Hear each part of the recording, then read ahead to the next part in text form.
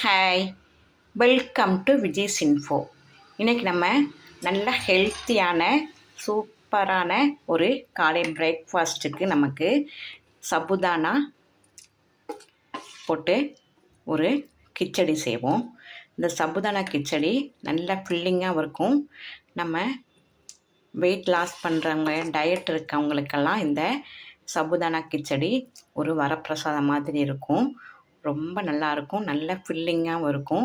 இந்த சபுதானாவை நான் ஒரு 3 ஸ்பூன் எடுத்து வச்சுருக்கேன், ஒரு 2 பேருக்கு மட்டும். அதனால் நான் ஒரு 3 ஸ்பூன் எடுத்து நல்ல தண்ணியில் ஒரு 2 மணி நேரம் ஊற வச்சுருக்கேன்.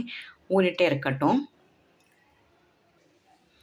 அதே மாதிரி சப்ஜா சீட்ஸு, நல்ல சம்மர் வந்துருச்சு. இப்போ அந்த டைமில் நமக்கு ரொம்ப நல்லது, நல்லா குளிர்ச்சி கொடுக்கக்கூடாது. இந்த சப்ஜா விதையை நான் ஒரு 2 ஸ்பூன் தான் எடுத்து நான் தண்ணியில் ஊற போட்டேன். பாருங்கள், நல்லா வந்திருக்கு. பொதன்னு நல்ல ஒரு கிண்ணம் நிறையா வந்துருச்சு.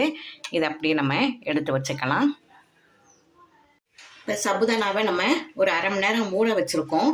இப்போ ஒரு குக்கரில் கொஞ்சமாக தண்ணி ஊற்றி ஒரு ஸ்டாண்ட் போட்டுக்கிட்டு இந்த சபுதானாவை தட்டு இது மேலே வச்சு நம்ம ஒரு சவுண்டு கொடுத்து வேக வச்சு எடுத்துக்கலாம். தண்ணிலாம் விட வேண்டாம். தண்ணி நல்லா வடித்தாச்சு. ஊற வச்சதை தண்ணி நல்லா வடித்து எடுத்துட்டு நம்ம ஒரு தட்டில் போட்டு கீழே ஸ்டாண்டு போட்டு ஒரே ஒரு சவுண்டு மட்டும் கொடுத்து வேக வச்சு எடுத்துடலாம். சபுதானா வேகிற டைமில் நம்ம நிலக்கடலை பார்த்தீங்களா, நிலக்கடலையை பச்சை நிலக்கடலை ஒரு அரை மணி நேரம் ஊற வச்சுருக்கேன். ஊற வச்சு இதையும் வேக வச்சு எடுத்தாச்சு. அதே மாதிரி பட்டாணி பீஸு, அதை ஒரு 4 மணி நேரம் நல்லா ஊற வைக்கணும். நல்லா ஊற வச்சா பச்சை பட்டாணி கிடச்சா பச்சை பட்டாணி வச்சுக்கோங்க. நீங்கள் இல்லாட்ட இந்த காஞ்ச பட்டாணின்னு ஒரு 4 மணி நேரம் நல்லா நைட் ஃபுல்லாக ஊற வச்சுருக்கேன். ஊற வச்சுட்டு இதையும் கொஞ்சமாக உப்பு சேர்த்து வேக வச்சு எடுத்து வச்சுருக்கேன். இப்போ நல்லா வெந்துருச்சு பாருங்கள், ஒரே சவுண்டில் சபுதானா நல்லா வெந்துருச்சு. இப்போ நம்ம இதை கொஞ்சம் ஜில் வாட்டரில் போட்டு எடுத்து விட்டுறலாம். இப்போ நல்லா ரன்னிங் வாட்டரில் விட்டு நம்ம கொஞ்சமாக அலசினோம்னா இப்படி தனித்தனியாக வந்துடும் சபுதானா. இப்படி மொத்தமாக சேர்ந்துருக்காமல் கொஞ்சம் தண்ணியில் விட்டு எடுத்தோம்னா இதே மாதிரி வந்துடலாம். இதை அப்படியே எடுத்து வச்சுருவோம். இப்போ நம்ம இந்த கிச்சடிக்கு நல்ல தயிர் விட்டுக்கலாம். ஒரு 3 பேர் சாப்பிட்ற மாதிரி நான் ரெடி பண்ணுறேன். தயிர், நம்ம நல்லா வேக வச்சுருக்கிற சபுதானா, நல்ல கோடைக்காலம் ஆரம்பிச்சிருச்சு. நம்ம ஆயில் காரம்லாம் நிறைய சேர்க்காம இதே மாதிரி அடிக்கடி எதாவது செஞ்சு சாப்பிடுங்க. அப்போ தான் இந்த கோடை வெயிலேருந்து இப்போவே ஆரம்பிச்சிருச்சு. பிப்ரவரி மாதமே வெயில். சபுதானா நல்லா ஊற வச்சது,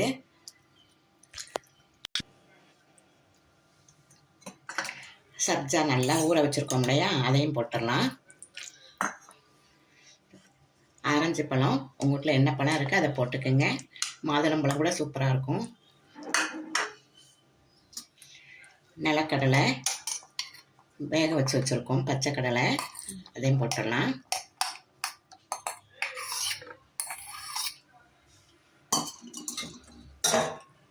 அது மாதிரி பட்டாணி நல்லா ஊற வச்சு வேக வச்சு வச்சுருக்கேன். காஞ்ச பட்டாணினால, நீங்கள் பச்சை பட்டாணினா அப்படியே வேக வச்சு போட்டுடலாம். வெள்ளரிக்காய் நல்லா திருவி வச்சுருக்கேன்.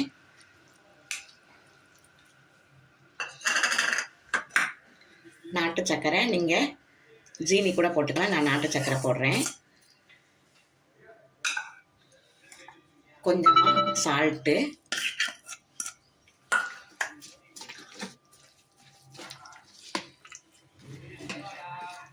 நல்ல சூப்பரான பிரேக்ஃபாஸ்ட் பாருங்கள். ஹெல்த்தியானது கூட, உடம்பு நல்லா குளிர்ச்சி ஆயிரும் இதை நீங்கள் சாப்பிட்டீங்கன்னா.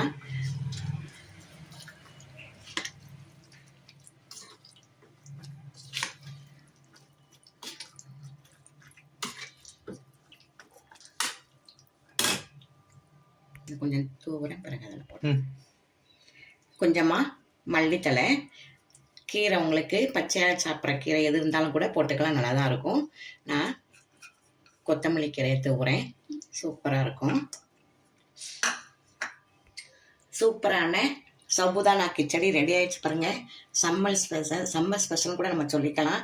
சூப்பராக இருக்கும். நல்ல உடம்புக்கு மனசுக்கு எல்லாமே குளிர்ச்சி தரும். எல்லாமே நம்ம சேர்த்துருக்க எல்லாமே குளிர்ச்சி தரக்கூடியது தான். நல்ல புரதச்சத்து நிறைஞ்சது. இதை நீங்கள் வாரத்தில் ஒரு தடவையாவது மாதத்தில் 2 தடவையாவது செஞ்சு அசத்துங்க.